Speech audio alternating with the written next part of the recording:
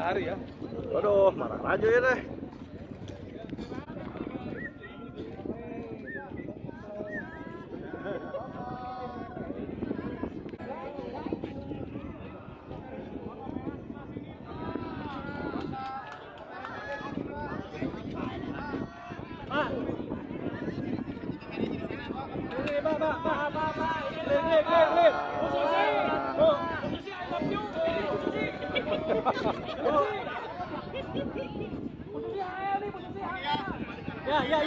Ya.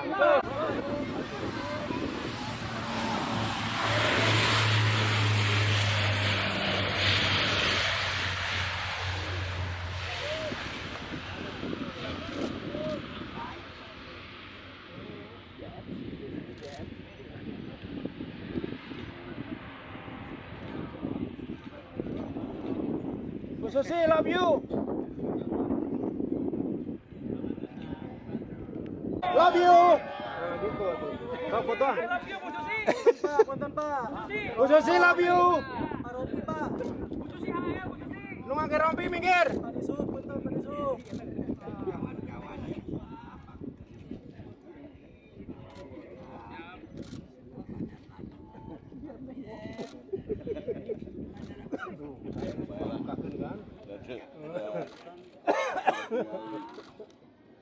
Saya dengan yang kecil, semoga nanti yang besar pun datang dan sastra negara dan yang kecil-kecil.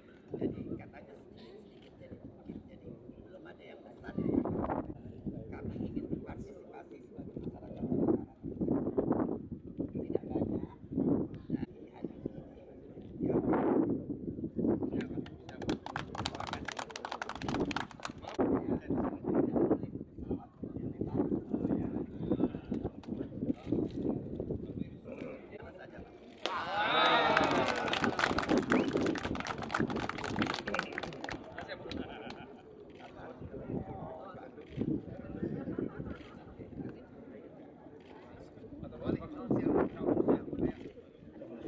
Jadi saat bandara ini sepi, saya termasuk yang sering pakai. Tanya ke Bu Susi, ke Pangandaran, terus kemudian ke berbagai Jakarta, ke berbagai rute yang ada, ke Tasik saya sering menggunakan. Dan ini kan kita coba untuk diterbangkan. Dan ini adalah pengusaha asli Jawa Barat. Dan ekosistemnya harus terus dibangun. Kita mulai ini, kemudian kalau nanti terisi, nanti ekosistemnya akan tumbuh. Ekosistem itu kan akan tumbuh kalau sudah mulai ditanam. Kalau belum ditanam, ekosistem tidak akan pernah ada. Jadi ini adalah jalan untuk mengembangkan kembali Bandara Hussein untuk bisa hidup kembali. Hari ini Bu Susi pakai pesawat kecil, mungkin nanti makin banyak, makin penumpangnya makin banyak. Sehari bisa 3 kali itu nanti. Kalau memang permintaannya tinggi. Ya.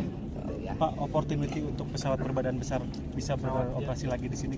Iya, kan semuanya tidak diputuskan oleh provinsi, semuanya diputuskan bersama pemerintah pusat. Nah, sampai hari ini kan pemerintah pusat lagi konsentrasi ke Kertajati, dan Kertajati itu tahap pertama akan saya fokuskan untuk penerbangan internasional saja dulu, yaitu ya digunakan fokus untuk haji dan umroh. Nah sebenarnya kan kalau penerbangan haji dan umroh ini bisa berjalan, yang domestik itu bisa bareng-bareng sebenarnya. Yang domestik bisa bareng-bareng. Nah kan problemnya apa sih? Saya kan harus mendorong itu investasi gede.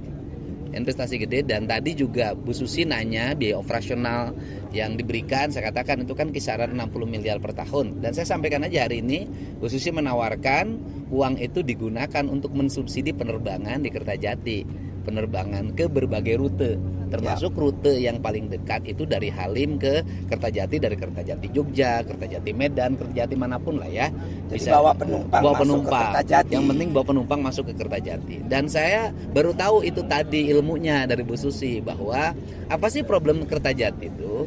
Problem Kertajati itu diantaranya adalah kru pesawat itu kan harus berangkat dari Jakarta. Ya. Karena harus berangkat dari Jakarta, itu kalau pakai Porrider membutuhkan waktu 4 jam. Kalau pakai Porrider. Ya. Nah, kemudian itu tidak mungkin. Karena apa? Karena lamanya dia terbang Sehari itu jam kerja pilot tuh maksimum 9 jam. hanya 9 jam. Nah untuk Kalau itu harus ada rute penerbangan dari nggak tahu itu. Halim ke Kertajati dulu untuk ngangkut kru pesawat. Dan uang yang 60 itu dan kurang lebih tadi 49 miliar itu bisa digunakan untuk subsidi. Nah itu 5 bisa hidup. rute penerbangan Cilacap Kertajati, Purwokerto Purbalingga Kertajati, Semarang Kertajati, Jogja Kertajati, Tasik Kertajati. Jadi bawa entah penumpang umroh, entah penumpang apa ke Kertajati. Sehari 5 kali.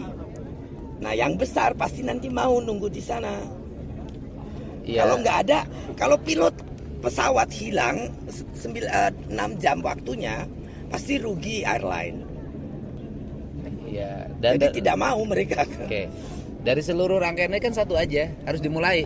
Kita terus-terusan diskusi aja, ngurusin Husein, ngurusin Kertajati, tiap hari diskusi aja. Nggak bisa, harus dimulai. Nah hari ini kita nggak diskusi, kita memulai. Gitu loh. Nanti dari sini kita juga yang 5 rute ya Bu, Ya. yang 5 rute di Kertajati kita mulai. Kan gitu, dua-duanya kita mulai. Saya ini gubernur, sama Husein harus sayang, sama Kertajati harus sayang. Berarti cuma